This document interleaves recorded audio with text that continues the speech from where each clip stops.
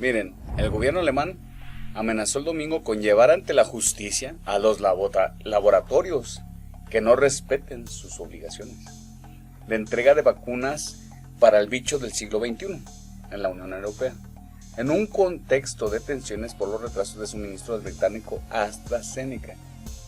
Si hay empresas que no respetan sus obligaciones, tendremos que decidir sobre consecuencias judiciales, amenazó el ministro de Economía alemán en una entrevista con el diario alemán Die Welt. Ninguna empresa puede favorecer a otro país en detrimento de la Unión Europea, agregó. En las últimas semanas, las relaciones entre los dirigentes europeos y AstraZeneca se crisparon fuertemente por los retrasos acumulados por el laboratorio británico en las entregas de su vacuna contra el bicho del siglo XXI. El grupo explicó que solo podría entregar una cuarta parte de las dosis inicialmente prometidas a la Unión Europea en el primer trimestre del año, alegando una bajada del rendimiento en una planta europea. Por su parte, la Unión Europea acusó implícitamente a AstraZeneca de haber favorecido al Reino Unido en el reparto de sus vacunas en detrimento de sus obligaciones contractuales con el bloque. Si se fijan, mexicanos y mexicanas, está habiendo un poco de escasez con respecto a las vacunas. Por eso el presidente López Obrador ha estado haciendo acuerdos y contratos con las diferentes compañías que se dedican a fabricar las vacunas contra el bicho del siglo XXI. Pfizer es otra que se está retrasando. Por eso es que han estado haciendo contrataciones con la Sputnik, han estado haciendo acuerdos con la CanSino y todas aquellas vacunas que estén disponibles en el momento, porque él no quiere dejar de estar entregando las vacunas a los mexicanos, de que nos vacunemos, de que bajemos la pandemia. Ese es el gran motivo de adquirir la Sputnik 5. En otro video les voy a enseñar de la embajada Rusia las declaraciones que está dando acerca de por qué sí es buena la Sputnik 5.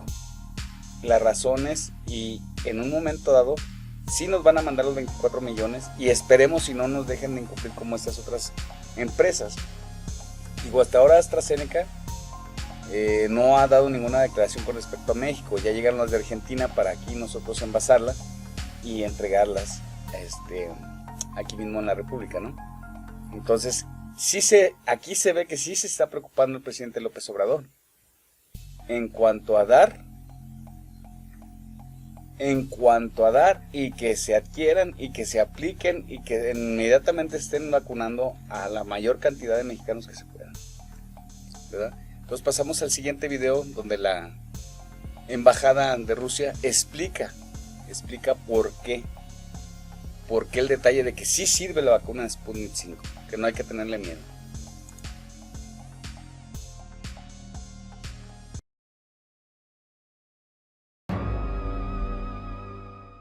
La segunda ola de coronavirus está golpeando a México con mayor dureza que la primera. El país acumula más de 150,000 fallecimientos, un tercio de los cuales se produjeron en los últimos 2 meses. Proporcionalmente a su población, ocupa el 7º lugar en el mundo en muertes por cada 100,000 habitantes. La letalidad del coronavirus en México es la más alta registrada, con 8,5 fallecimientos por cada 100 infectados. Y la curva de contagios sigue en aumento, incluyendo los del presidente Andrés Manuel López Obrador y el empresario más rico de Latinoamérica, Carlos Slim. A esta situación se suma que el principal suministrador de vacunas para México, Pfizer, está presentando retrasos con las entregas en casi todos los países con los que tiene compromisos. México esperaba recibir 400,000 dosis semanales de la vacuna de Pfizer, pero la farmacéutica entregará apenas la mitad de los 5 millones de dosis acordadas para antes del final de marzo. El Ministerio de Salud se planteó retrasar la segunda dosis de la vacuna de Pfizer un par de semanas para poder ampliar el número de personas vacunadas mientras se aclara el panorama de entregas de la farmacéutica estadounidense. Pero esta estrategia no basta y a México, como casi todos, tarde o temprano, también le tocó buscar asegurarse el suministro de vacunas recurriendo a diversas fórmulas. Entre ellas la china CanSino, cuya llegada al país se espera para febrero, y la rusa Sputnik V, cuyo acuerdo se anunció esta semana. Y como pasa con casi todo lo que no llegue de Europa Occidental o Estados Unidos, de inmediato comenzaron a surgir declaraciones preocupadas, escépticas y en algunos casos melodramáticas y sobreactuadas entre voceros políticos y grandes medios de comunicación. Este tipo de reacciones no son desgraciadamente algo nuevo. Las observamos cuando se anunció la vacuna allá por agosto, cuando aplicarlas, etc. Y el déjà vu se repite una vez más. Pasan los meses, pero queda el mismito discurso que hace medio año, que Sputnik V no culminó sus procesos, que no cuenta con el aval científico internacional, que no hay datos publicados, que hasta los médicos rusos desconfían de ella, etcétera, etcétera, etcétera. Lo hemos repetido tantas y tantas veces en otros videos que aunque por momentos me provoca ponerme en modo mala de telenovela, perder los papeles y destruir todo a mi paso, procuro armarme de paciencia y volver a empezar. Otra vez. No, Sputnik V no se saltó fases, las aceleró al igual que las demás vacunas porque estamos en medio de una pandemia. No, no es una vacuna sin reconocimiento fuera de Rusia, aparece en la web de la OMS desde hace meses. No, no es cierto que no aparezca en publicaciones científicas, ya lo hizo hace rato en The Lancet. Y la información de que los médicos rusos desconfían de ella se basa en una encuesta hecha en agosto, cuando acababa de anunciarse. En Rusia ya se superó el 1.000.000 de dosis aplicadas, en Argentina las 300.000 sin que se haya presentado un solo evento adverso grave. La gran mayoría de los vacunados desarrolla anticuerpos. Paraguay, Bolivia, Venezuela, Irán y Emiratos Árabes Unidos, entre otros, ya han autorizado su uso y en algunos casos ya firmaron acuerdos para recibirla. Tranquilidad, también hay ejemplos de naciones para los fans del eurocentrismo, como Hungría y Serbia. Es más, actualmente la Unión Europea está estudiando su posible aplicación con la propia Merkel, casi como lobista de Sputnik V ante las autoridades sanitarias del organismo.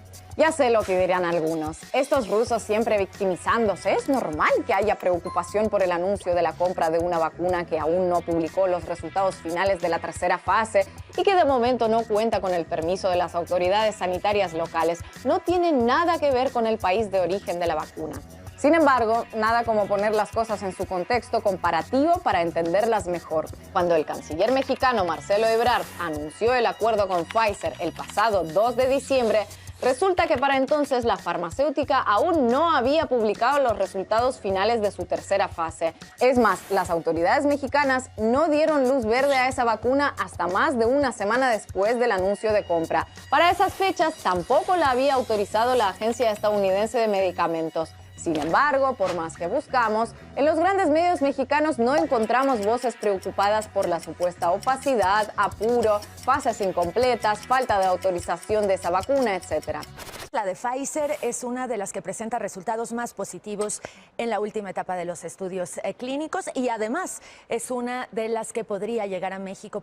Y si esta gigantesca doble vara de medir no se debe a una mentalidad estancada en la Guerra Fría, entonces es que se debe a mezquinos intereses comerciales de quienes la aplicaron, o ambas, en medio de una pandemia que golpea a sus compatriotas a diario y que también podría afectar a sus propios familiares, amigos o a ellos mismos. Pero en lugar de apostar a transmitir calma, información y confianza a los mexicanos, algunos parecen más interesados en posicionar sus agendas y rivalidades políticas.